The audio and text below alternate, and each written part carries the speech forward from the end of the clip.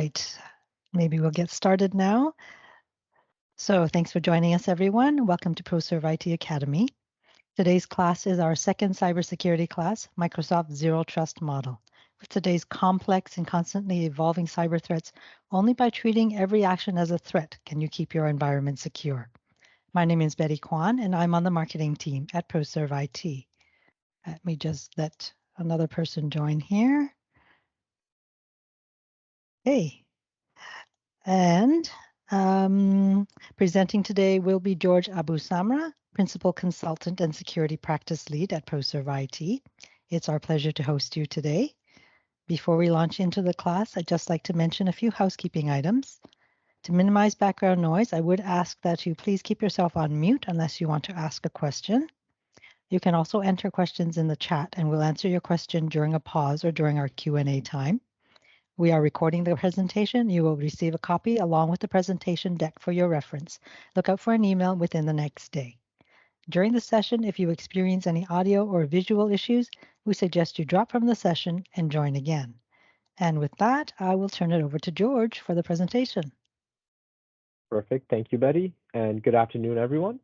And welcome to the second cybersecurity course for the ProServeIT Academy. My name is George Abu-Samra. I'll be your instructor today. I'm a Principal Consultant and Security Practice Lead here at ProServeIT. In today's class, we're going to be talking about Microsoft's Zero Trust Model. Now, delivering security that is effective and simple is not an easy feat. There are a lot of things to think about, from getting buy-in from upper management, to finding credible and experienced resources, to managing the security elements within your environment.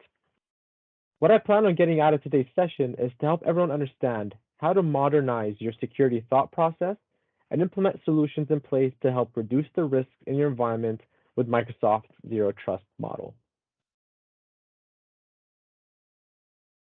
As for the agenda today, first I'll explain what does Zero Trust mean. We always hear the word Zero Trust these days, but what is Zero Trust really? Then we'll talk about why Zero Trust, why it's important for your organization. We'll then talk about the 3 principles of Zero Trust and how it can apply to the various elements within your organization. Then I'll walk you through the Zero Trust architecture to help you understand how it all works together. I'll then explain how to achieve Zero Trust across your environment with the Zero Trust Maturity Model as a guideline. I'll then run a quick demo through some of the features that can help you achieve Zero Trust. We'll then talk about the next steps and how you can start your Zero Trust journey.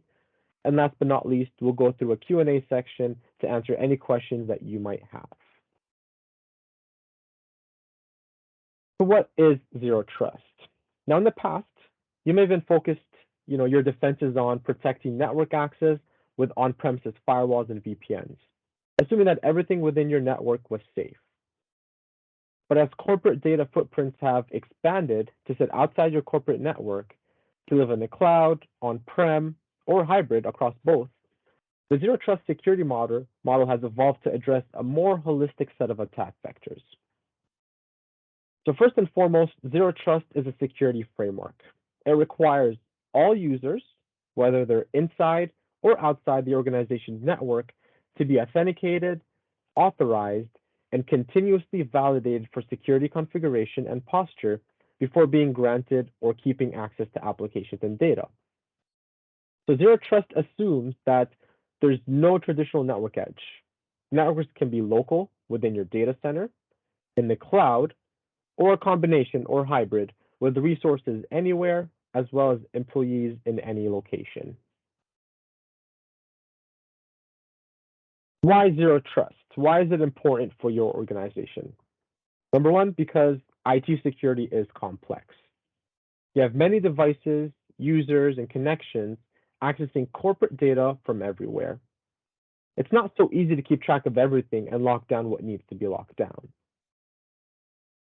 Now we have to get out of the trusted network security strategy and mentality. You can be within a trusted network within your data center, but what if someone within your trusted network was already compromised? And in this case, the trusted network refers to your services being local within your data center. Now, early on, initial attacks were network-based since everything was local in your data center. And the security strategy seemed very simple at the time and economical. And organizations just accepted the lower security risk within your network. But now assets are evolving beyond your network. Nowadays, with the introduction of the cloud and hosted services, you now have off-network assets, whether it's bring your own device, BYODs, work from home, mobile devices, and SaaS applications. The service and protocol changes outpace tools and security expertise. You eventually find yourself falling behind. And attackers have shifted to identity attacks through phishing and credential theft. Those are some of the most common types of attacks. It all starts with an identity because it's way easier to capture and compromise than to find a hole through your network to get in. This ends up leaving security teams often overwhelmed. Now, the key takeaway here is that zero trust represents a generational shift. It represents a generational shift mainly in your security strategy, and it reflects major changes in assets being protected and due to the evolution of attack techniques as well and frequency.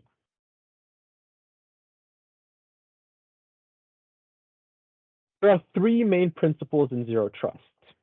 Verify explicitly, use least privilege access, and always assume breach.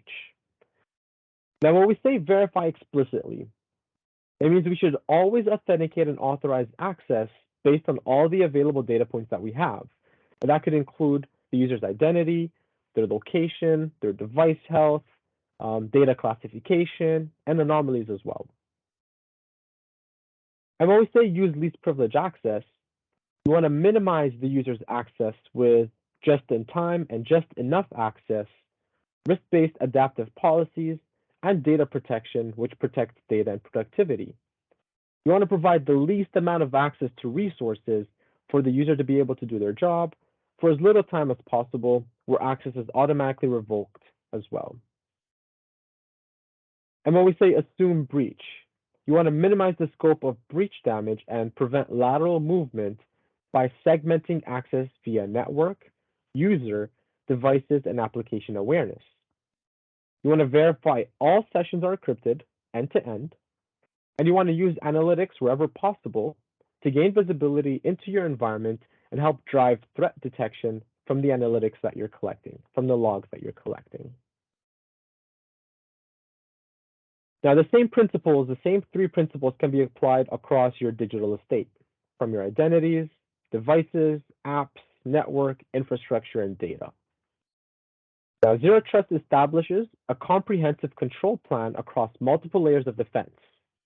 And this starts with identity and verifying that only people, devices, and processes that have been granted access to your resources can access them. Followed by device endpoints, where the security compliance of the hardware accessing your data is assessed. Is this device allowed to access my data? Is it compliant with my policies? Otherwise, all that happens through the assessment, and it's either granted or declined.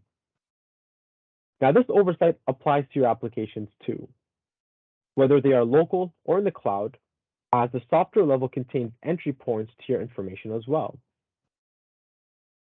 Then there are protections at the network layer for access to resources, especially those that are within your corporate perimeter. Followed by the infrastructure, hosting your data, both on premises or in the cloud.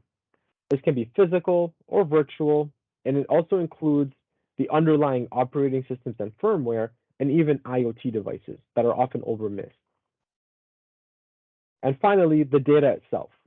The data across your files and content, as well as structured and unstructured data wherever it resides. Now, each of these layers are important links in the end-to-end chain of zero trust, and each can be exploited by malicious actors or inadvertently by users as entry points or channels to leak sensitive information. Now, that said, the core to Microsoft's approach to zero trust is not to disrupt the users, but to work behind the scenes to keep users secure and in their flow as they work.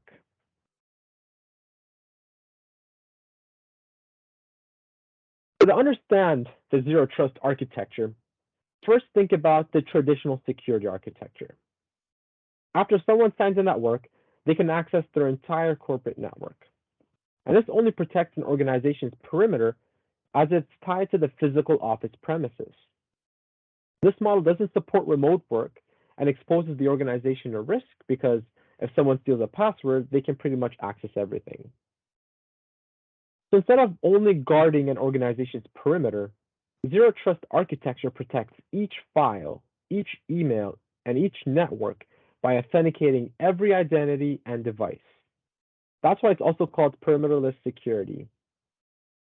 Rather than just securing one network, Zero Trust architecture also helps secure remote access, personal devices, and third-party apps. We can expand a little more on this diagram here by going into a little more detail. So a holistic approach to Zero Trust should extend to your entire digital estate, inclusive of your identities, your endpoints, your networks, your data, your apps, and your infrastructure, and it requires integration across these elements. Now, the foundation of Zero Trust security is identities. Both human and non-human identities need strong authorization, connecting from either your personal or corporate endpoints with a compliant device, together requesting access based on strong policies within the Zero Trust principles of explicit verification, least privilege access, and always assume breach. Now, as a unified policy enforcement, the Zero Trust policy intercepts the login request sent by the identity and endpoint or the device and verifies the signal from all 6 foundational elements based on how the policy is configured and enforces least privilege access. These signals can include the role of the user, how privileged they are within the organization, are they admins or are they regular users, their location based on their IP address and where they're signing in from, their device compliance, whether their device is compliant with your policies or not, are they allowed access based on that, the data sensitivity, application sensitivity, so on and so forth. Then the risk assessment from the threat protection feeds into the policy engine to automatically respond to threats in real time. Now, is this sign-in activity occurring from a malicious IP address? Is the device in a risky state?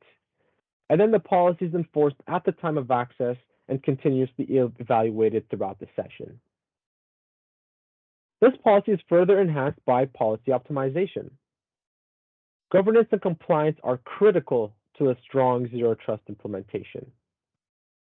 The telemetry and analytics feed into threat protection system. Now, attacks happen at cloud speed, so your defense systems must act at cloud speed as well, and humans just can't react quickly enough to sift through all the risks. Here, the risk assessment feeds into the policy engine for real-time automated threat protection and additional manual investigation if needed. Now, traffic filtering and segmentation is applied to the evaluation and enforcement from the Zero Trust policy before access is granted to any public or private network. Data classification, labeling, and also encryption should be applied to your emails, to your documents, and structured data as well. So if a document or email, for example, is considered confidential, labels must be applied to provide access to those emails and documents only to authorized people. Access to apps should be adaptive, whether SaaS-based or on-premises. And runtime control should be applied to your infrastructure with serverless, containers, IaaS, PaaS, and internal sites with just-in-time access and version controls actively engage. And finally, telemetry, analytics, and assessment from your network data and apps and infrastructure are fed into the policy optimization and threat protection systems. The more logs and data you have to assess, the better the outcome of the threat introduced being blocked.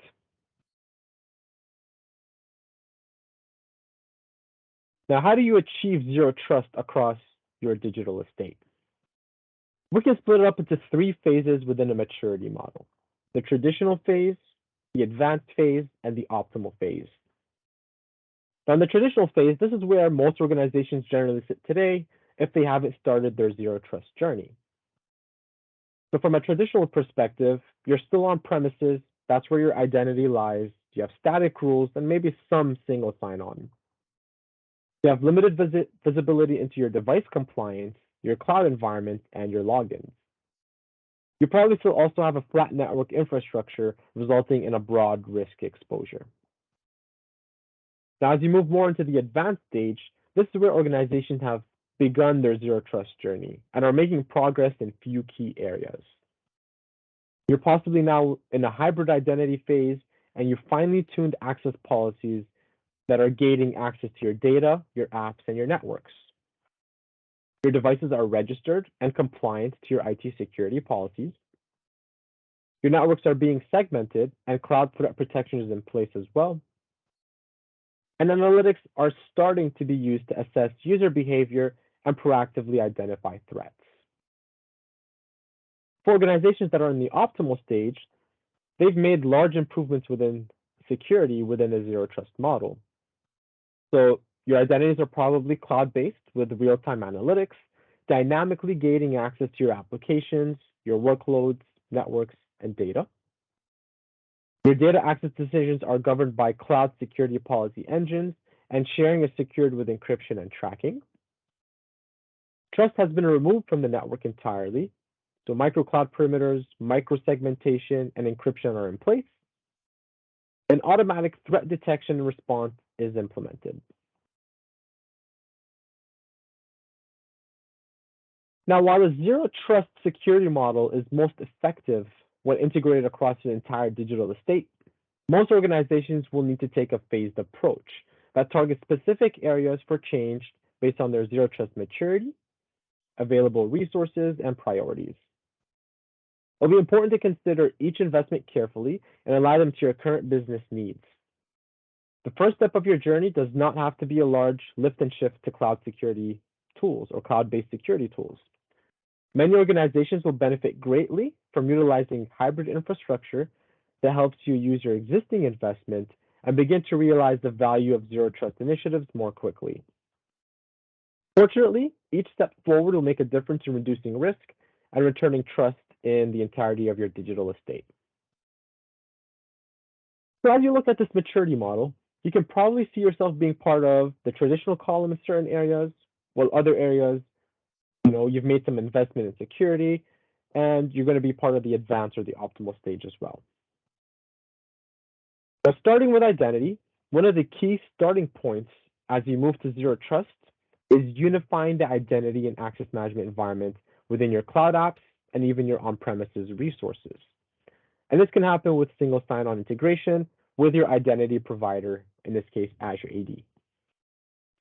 So if the solution is cloud-based, it's just a matter of ensuring it supports single sign-on and configuring it in the backend.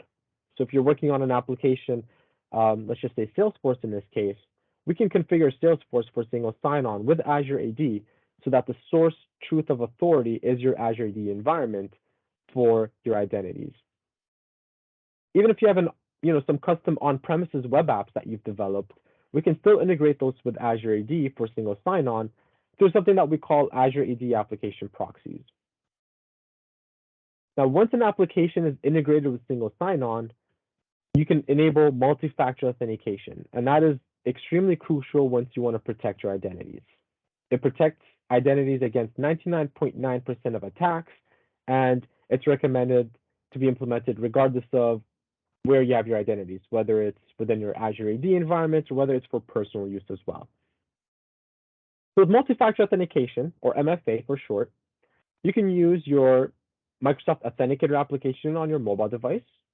You can use FIDO2 USB keys on your machine. You can even use Windows Hello for Business, so it can scan your face and you can log into your computer. These allow us to explicitly verify requests. Eventually, to reach the optimal stage as well, it means getting rid of passwords and starting to sign in using passwordless authentication. Since passwords are sought after, let's get rid of them and start using an approved device and our biometrics to log in. Additionally, we can apply conditional access policies for least privilege access. We would evaluate the risk level, the location, the client apps being accessed, so on and so forth, before allowing people to access corporate information. And we're going to walk through some of these methods within our demo in just a little bit. your devices and endpoints. So how can you apply zero trust principles and policies to your endpoints? And these are the conduits for users to access your data, your network, and your resources. In this case, endpoints refers to the devices that users use every day. Now, these can be both corporate issued devices or personally owned computers and mobile devices. And in an era of remote work, they can also be connected from anywhere. This means that the controls that you apply should be correlated to the level of risk those endpoints pose. How to achieve zero trust with devices? Your endpoints should be registered with your centralized identity provider, which is Azure AD. Now, the tools that you can use, one of which is called Microsoft Endpoint Manager, which includes the services and tools that you need to manage and monitor mobile devices, desktop computers, virtual machines, and even servers. Now, it comprises of Microsoft Intune, which is a cloud-based mobile device management service, and Configuration Manager as an on-premises management solution. You'd also have to encrypt devices, apply hardening on workstations and servers, apply an EDR solution, endpoint detection and response with Defender for Endpoint, and apply policies on corporate issued devices to be able to access your tenants. Next, we have applications. In the zero trust security model, it needs to be applied to all your apps, every single one. You can use Defender for Cloud Apps, which is a cloud access security broker, or a CASB, which helps you extend real-time controls to any app in any browser, as well as comprehensively discover, secure, control, and provide threat protection and detection across your app ecosystem. Starting with Shadow IT, identifying what SaaS-based applications your users are using. You want to avoid the use of unsanctioned apps that haven't been approved and may introduce risk. So with Shadow IT, we're able to discover cloud-based applications that the users are using, and it also determines the risk score for those cloud apps based on different criteria. There's 4 main criteria that we'll also see as part of our demo. And if there's an app that you want to block, you can either use block scripts, which are generated directly out of Defender for Cloud Apps. You can run those block scripts on your firewall. Or if you're using Defender for Endpoint as part of your EDR solution, your AV solution on your workstations and servers, you can block access to those SaaS-based applications directly from the server itself or the workstation itself. You can then use policies to protect information that reside in them and detect potential threats in your environment as well. Now, web apps configured with an identity provider like Azure AD can be connected via reverse proxy to enable real-time in-session controls. For example, the ability to download or upload sensitive information, and you can decide whether to allow that or block it from specific devices. So you may want to say you're allowed to download sensitive information that contain personal information or health information or credit card numbers only from a managed device that is Intune enrolled and compliant with your policies. Otherwise, if somebody is able to access them, they won't be able to download them. You can also use step-up authentication with MFA even within third-party applications. So let's just say you're using Google Drive as one of your applications to store data. With step-up authentication, which is still in preview at the moment, but somebody is downloading any type of sensitive information, let's just say credit card information, you can have them authenticate once more with multi-factor authentication prior to downloading sensitive information, just to ensure they are who they say they are as they're downloading it. You can even apply sensitive label information in third-party apps and apply governance actions against them as well. So if you detect any type of document within your third-party application or within SharePoint and OneDrive as well that contains sensitive information like credit card information or health information, you can automatically apply a sensitivity label to that document, which then also can apply encryption to it as well. And only authorized people are allowed to open that document that are not external to your environment. Additionally, with Defender for Cloud Apps, it can also provide you with anomaly detection, such as suspicious admin activity. Somebody with admin access is performing some sort of suspicious activities within the tenant that needs some sort of investigation, some mass download alert, Maybe somebody's downloading over 10, 15, 20 gigs of data from your environment, storing them locally on their machine, possibly stealing them, or even impossible travel activity where your sign-in activity, you signed in right now from within Canada, then an hour later you're signing in from the UK. You can't really travel from Canada to the UK within an hour, so it's going to generate an impossible travel activity. You can also improve your security posture with Cloud Security Policy Posture Management, CSPM. Whether it's within your Azure environment, it can even integrate with your Google, Amazon, and other clouds with recommendation for each one. Moving over to infrastructure, whether it's on-premises servers, other hardware devices, local or cloud-hosted VMs, containers, storage accounts, databases, and other services, these all represent a critical threat vector. Now, going back to the zero trust principles, verify explicitly and how it relates to infrastructure. Now, this requires going beyond simple checks like computer name and IP addresses, both of which can be spoofed. In this case, access should be granted to unique immutable identifiers for your infrastructure resources, and these should be aligned to role-based access controls, custom permissions within your environment. You can grant a user access to a resource based on their role or attributes. You can apply an attribute, let's just say a custom attribute to a user account, and apply permissions only to people that have that custom attribute. Now, continuing on the themes of least privilege access and assumed breach, Defender for Cloud can provide a centralized monitoring and control of on-prem, Azure, and other cloud providers such as the Google Cloud and Amazon Web Services. Defender for Cloud is a security management system that continually assesses and strengthens the security posture of your environment. By enabling Defender for Cloud, it then provides advanced threat protections in the cloud, whether they are in Azure or not. So if they're not in Azure, you can use a solution called Azure Arc that can integrate your servers and services, whether they're on-prem and other clouds, and integrate them with Defender for Cloud and get recommendations on how to improve your security posture within those third-party clouds or your on-premises environment. Now, some controls that you can apply are just-in-time access to avoid extended remote access via, remote desktop or RDP, or even through SSH. So if you need to remote into a server, you can request access, and RDP or SSH will be allowed for a period of time before the access rules are removed. It's going to be part of the demo as well later on. So Defender for Cloud can also be integrated with Microsoft's SIEM solution, Microsoft Sentinel, so that alerts can be investigated in a bird's eye view across all of your infrastructure, apps, and services used. You can collect data at cloud scale, use intelligence to discover uncovered threats, investigate and hunt down suspicious activities.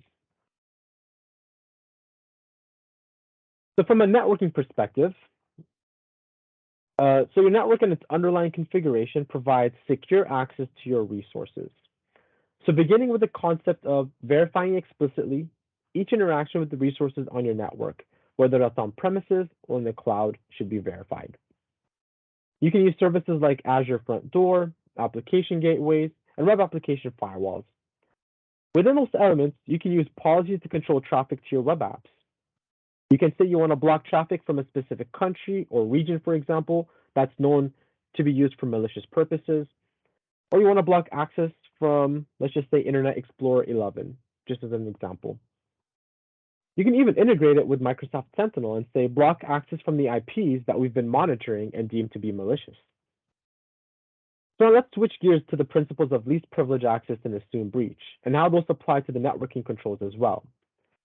And this is where our network segmentation should be used to prevent lateral movement in case of breach, or if an account has been compromised. This is where Azure Firewall can come into play. You can set firewall rules using source and destination IP ranges, ports, and protocols, similar to what you do already today on your firewall that you've configured on premises. And with application rules, you can apply intelligence from the service. Hey guys. Hello.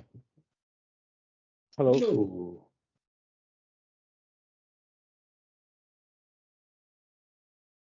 All right. Sorry about that, but can you please mute yourself unless you have a question? Is there a question that I can answer for you?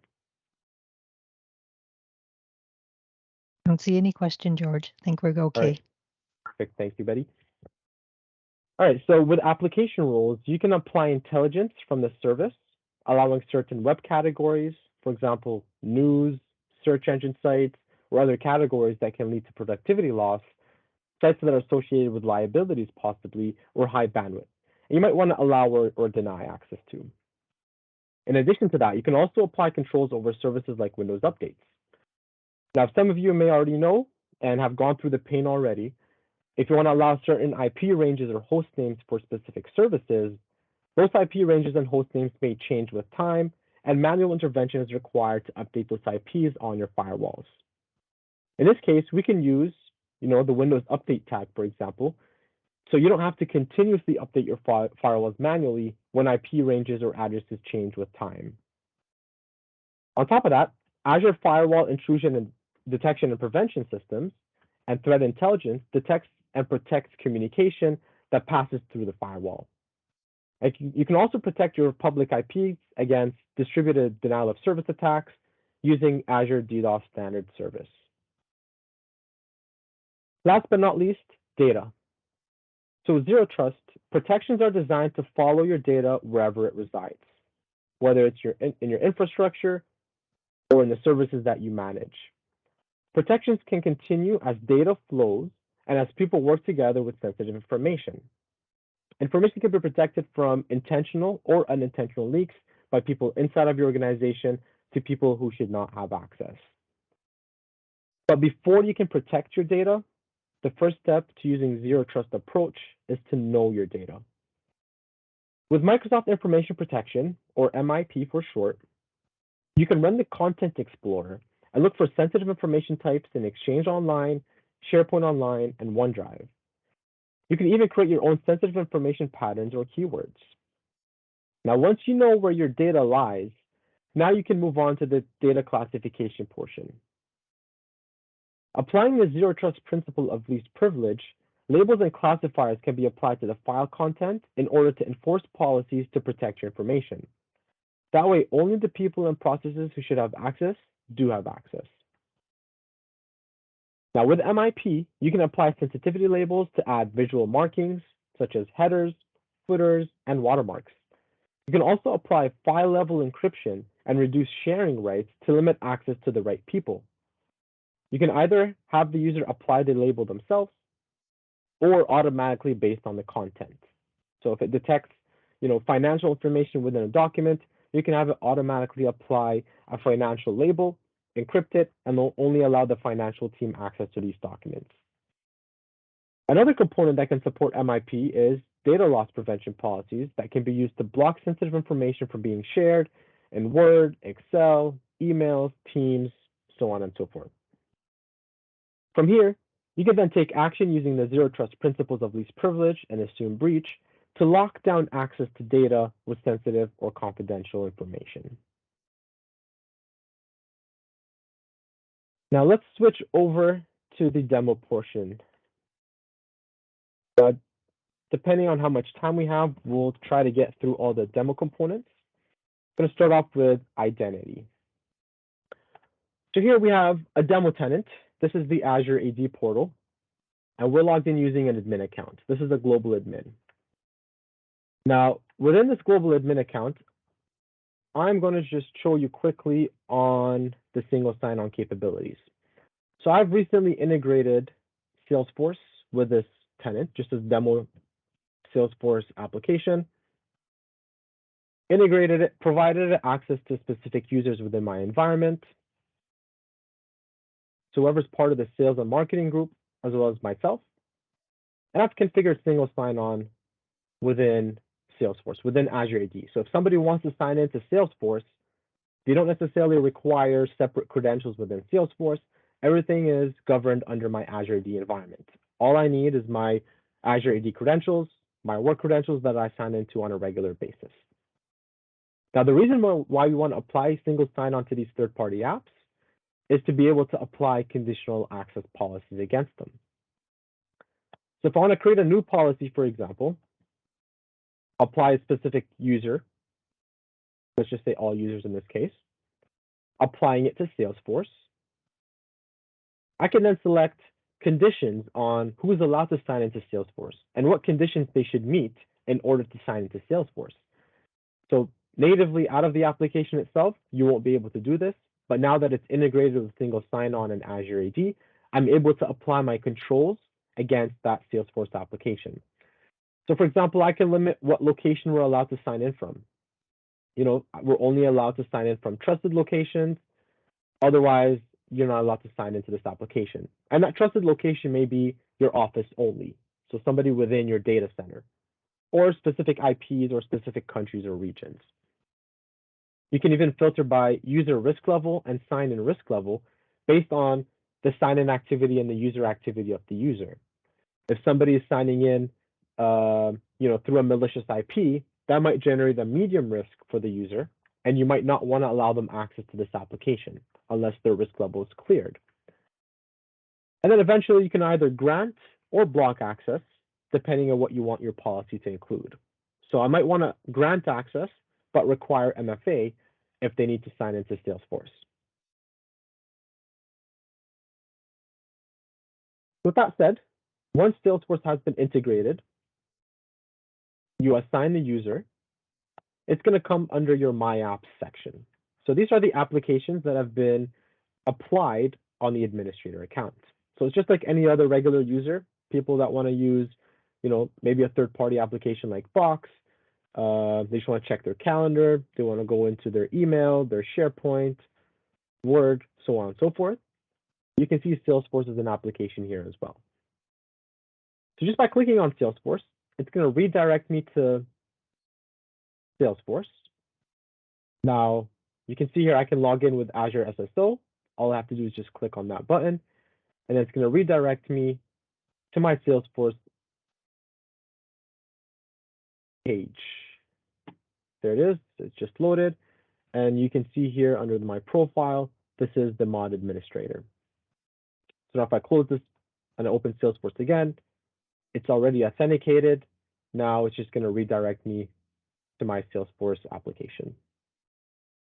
So if I had applied that conditional access policy and said, enable MFA, and somebody is signing in to Salesforce using Azure AD, it's going to prompt them for MFA, and they're going to have to sign in using MFA to access Salesforce. This can also apply to your on-premise apps. So if you have an on-premises application, you would have to configure an app proxy, and through that, you can then configure single sign-on with Azure AD and integrate it with your conditional access policies as well.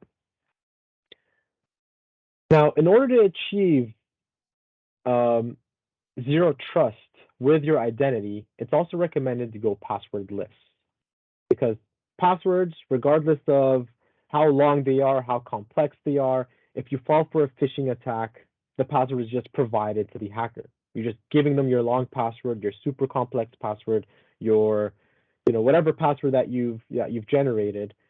You're just pretty much handing it to them on a silver platter. So what we can do in this case is we can enable different forms of passwordless authentication. Now, one of which I want to show you here is just using the Microsoft Authenticator application.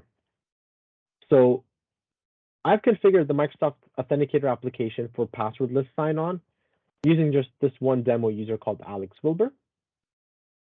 And I've also configured for number matching. So rather than just clicking approve and deny, you also can type in the number on your device. So that way, if you're away from your laptop or your computer and you're signing in, you have to actually see the numbers on your screen to sign in. Because oftentimes what happens is people are just sitting at dinner, they're outside the house, they get an MFA prompt, and they just approve it on the spot without thinking that my credentials are compromised. They just think it's one of their applications requesting MFA. So that pretty much causes MFA fatigue, where it just allows people to click approve, approve, approve without thinking of whether they initiated that sign-in activity or not. So number matching allows us to type in the number on your device based on what you see on your screen in front of you. You can also see the application being used. So if I'm signing into the Azure portal, I'm signing into Exchange Online, it's going to pop up and show you what application you're signing into. as well as your geographic location. So a map view to see where you're signing in from. So let's demo this real quick. So over here, I'm just going to click on the admin account. You can see it's going to request for me a password because I've not set up a passwordless authentication for the admin account, but I have for Alex Wilbur. So if I try to sign in using Alex Wilbur,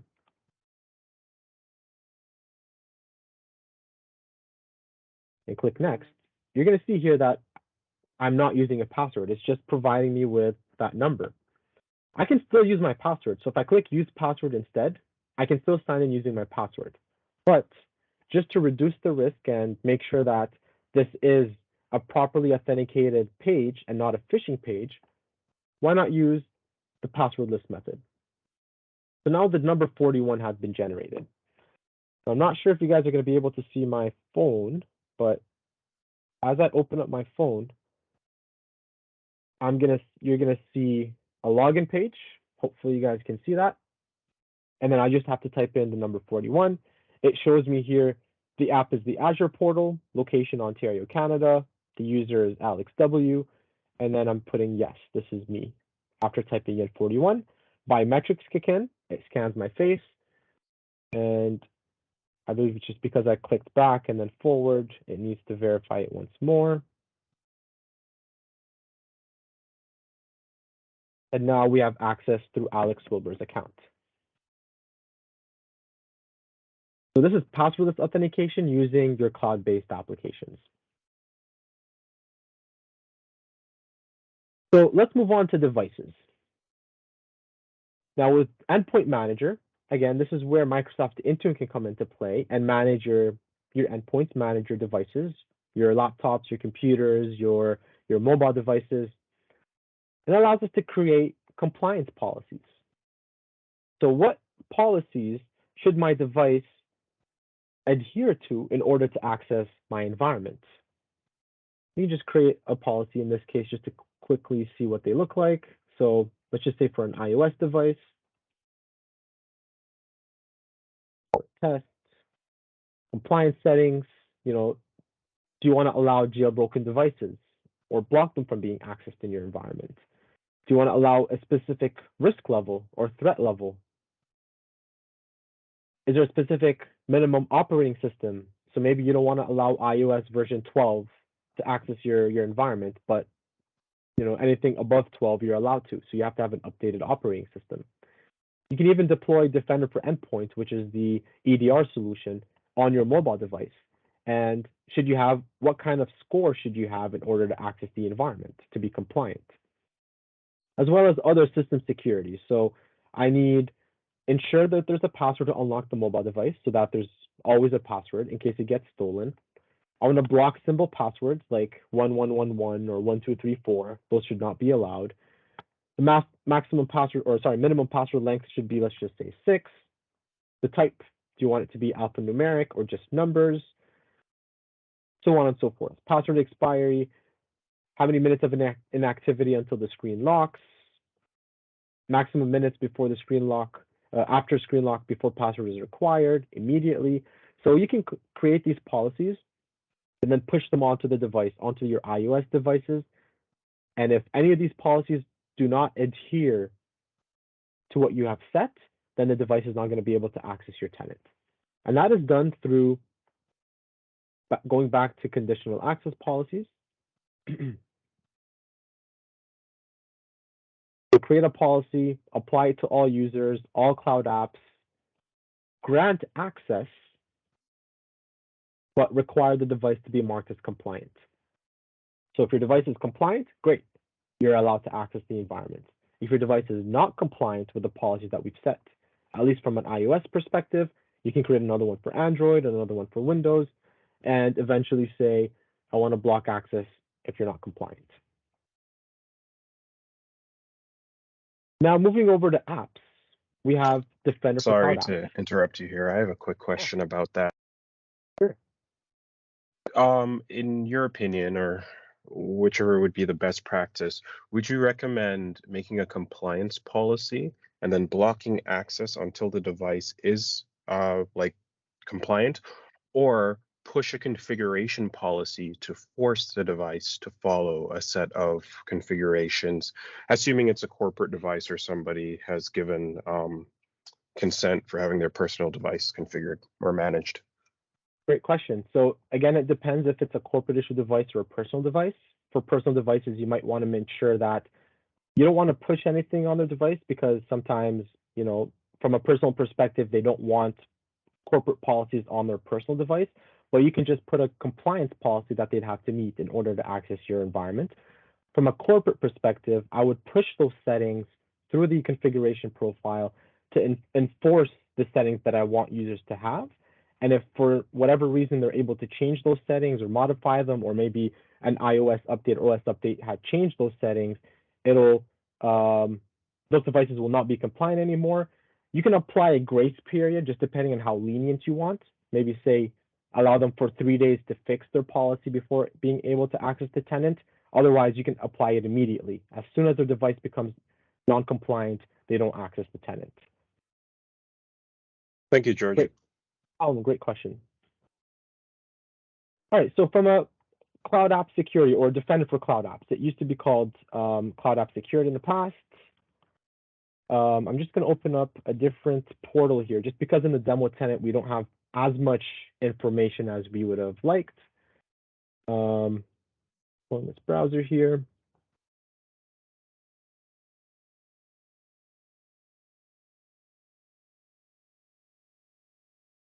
Hopefully it opens up quickly.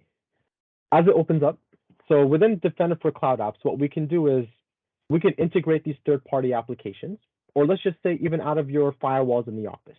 We can forward event logs from your firewall, your syslogs from your firewall into Defender for Cloud Apps. And eventually, based on the applications being accessed in your environment, we can monitor the types of applications, how much traffic is being generated to those applications, and whether they're risky or not. So just from a dashboard perspective, or let me just go to discovered apps here. I just time check, there's 10 minutes left. So discovered apps. If you've integrated your firewalls to send logs to Defender for Cloud Apps, you're going to discover the cloud apps showing up in here. So somebody using Netflix, somebody using Google Drive, Box, SharePoint, OneDrive, the whole 9 yards, they're going to pop up on this list as well as their risk score. So risk score of 10 means they're not risky. The lower the number, the more risky the application is. If you're using Defender for Endpoint as the endpoint detection response solution on your device, you can also send the traffic information, what applications you're using, directly without coming out of your firewall. So your laptop or your machine could be anywhere, accessing any SaaS application, and then they would pop up in this list as well. So Microsoft has about 31,000 and 31,000 plus applications within their catalog. Each one has a risk score based on certain criteria. So if I want to take a look at applications that have a lower risk score, not operating properly, but let me just take you to the cloud app catalog and filter this by 0 to 2. We can determine why this application is risky. So if I just want to take, for example, Accelerate, it can tell you where the headquarters is, the data center, the domain, the security. So it's based on 4 different types of criteria: general, security, compliance, and legal. And whether it meets your legal requirements, maybe your organization has to be GDPR compliant, so this application is not for you. Take a look at the security information. This application does not support MFA. It does not audit trail data, admin audit trail data, but it does audit the user trail data. And then you can make an informed decision whether this application should be allowed or not in your environment. And just by a click of a button, you can block this application from being used if they're using Defender for Endpoint. So if somebody's trying to access this website, it's going to be blocked on your workstations. And if you're coming out of your firewall in your office, you can generate a block script and then you just run that script on your firewall to block these applications from being used. And then obviously it tells you alerts. Once you've integrated your first-party applications and maybe Salesforce and other third-party applications, you can monitor in the activity log what people are doing. They're uploading, they're downloading, they're whatever they're doing inside their environment, and everything is going to be logged, and eventually you're going to be alerted by malicious activities happening. Suspicious admin activities, login from risky IP address, mass download by a user, so on and so forth. Again, just for the sake of time, I'm going quite quickly here. Now, Yes, from a data speaking of perspective, time, George, we have about 7 minutes left. Thank you, Betty. Just fairly quickly from a data perspective, Content Explorer. You want to figure out where your data lie, where your sensitive information lie. Let's just say I want to look for credit card numbers. In this case, maybe Exchange. And within Exchange, there's 12 credit card numbers between these different users, these 5, 6 users. I can click on Adele, for example, and I can see, there's credit card number attached to this email. And these were the emails. This is the, content, just pretty much testing. Hi, George, this is the list of credit card numbers. So we're able to identify where the sensitive information lives so that we can apply. Remember, you have to know where your data is prior to be able to protecting it. And let's just say you know where your data is and you don't want to allow sensitive information to be sent. Let's just say via email. I'm just going to create a new email to myself. And then I'm going to attach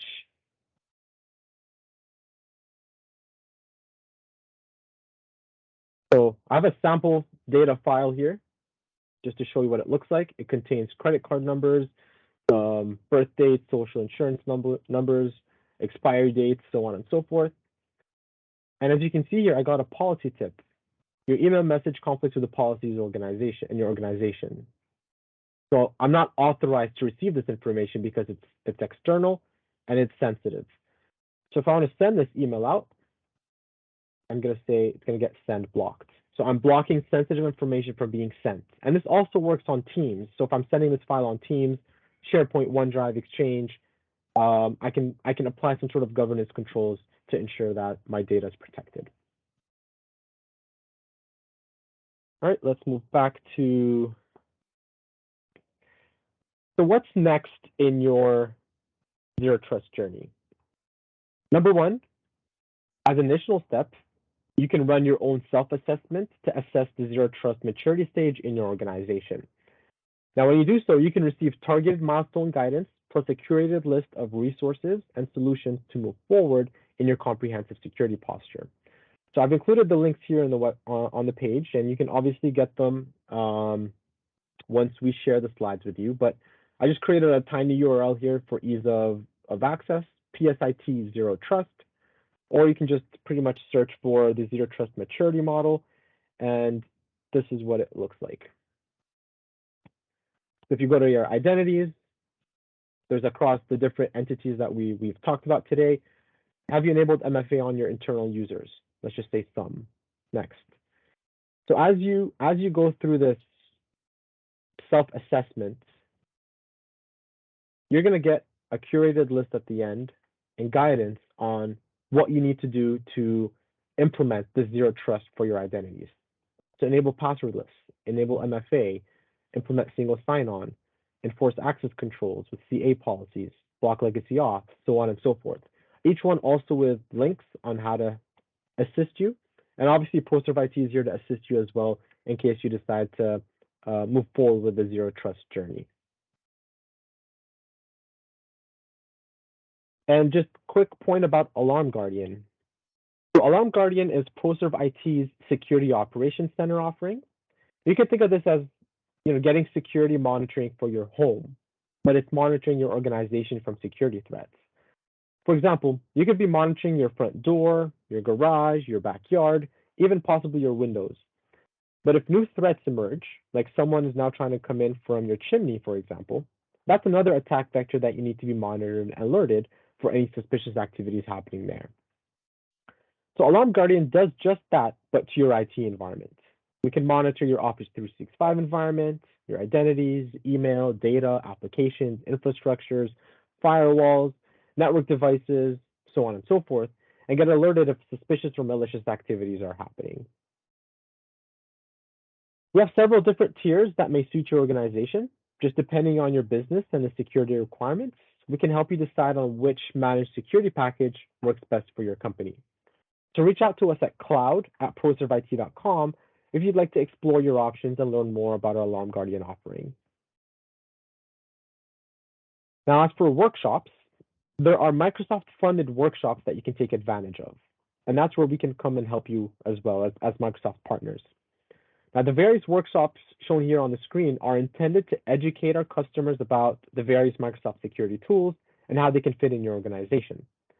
The way these workshops are designed is through education, is through PowerPoint, and we'll go through those PowerPoint sessions together. I'll explain the various security solutions and how they can apply to your organization, as well as running these various security tools in your environment.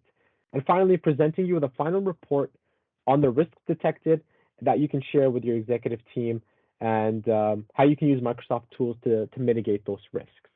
So if you're interested in these security workshops and to see if you qualify for the funding, reach out to cloud@proserveit.com and we'll gladly assist you. And with that, some Q&A. Any questions?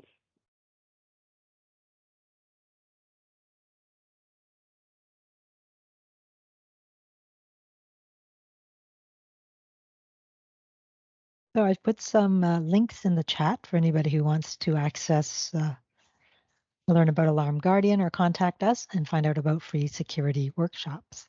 Someone is typing a question.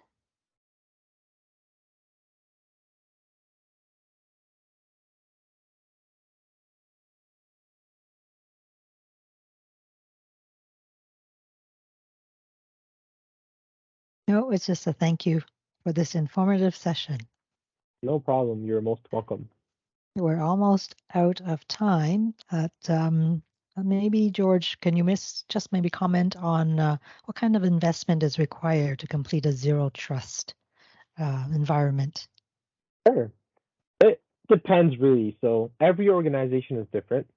Some organizations might have a smaller data footprint than others. For example, some orgs might only be using Microsoft Online Services and no third-party apps, while others are heavily invested in cloud services and servers being on-prem and possibly also in the cloud and a hybrid scenario. So the more of a cloud and on-prem footprint an organization has, the more investment is required.